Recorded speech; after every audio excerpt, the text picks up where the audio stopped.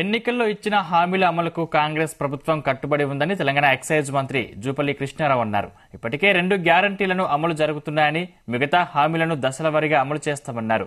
గత ప్రభుత్వం 10 సంవత్సరాలలో ప్రజాస్వామ్యాన్ని అణిచివేసిందని విమర్శించారు. 2014లో ధనిక రాష్ట్రంగా ఉన్న తెలంగాణను బీఆర్ఎస్ అప్పుల పాలు చేసిందని మండిపడ్డారు. వివిధ గ్రామాల్లో మిషన్ భగీరథ నీరు రావడం లేదని, వచ్చే వేసవి కాలంలో రాష్ట్రంలో నీటి సమస్యలు తలెత్తకుండా జాగ్రత్తలు తీసుకుంటున్నట్లు తెలిపారు. నిజామాబాద్ జిల్లా కోటగిరి మండలంలో జరిగిన ప్రజాపాలన కార్యక్రమంలో తెలంగాణ ఎక్సైజ్ మంత్రి జూపల్లి కృష్ణారావు పాల్గొన్నారు.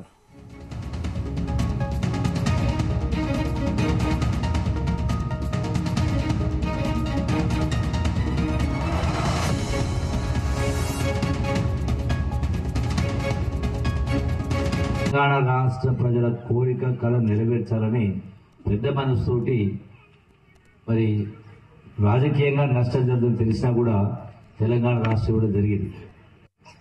అయినా ధనిక రాష్ట్రం ఆనాడు ప్రభుత్వానికి అప్పచెప్పిన తర్వాత కూడా 9 సంవత్సరాలైనా కూడా అమరవీరుల ఆశలు నెరవేరలేదు.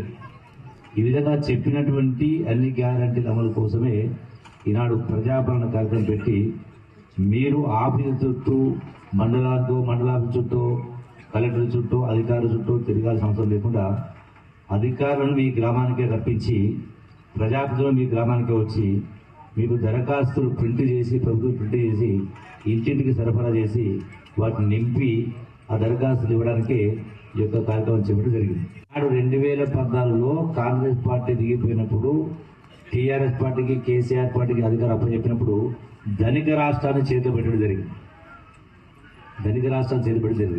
కానీ 9.5 సంవత్సరాల తర్వాత రాష్ట్రాన్ని అప్పుల కుప్పగా మార్చి 7 లక్షల కోట్ల రూపాయల అప్పును ఇలా ఉన్నటువంటి కాంగ్రెస్ ప్రభుత్వం నెత్తిన పెట్టిపోయింది.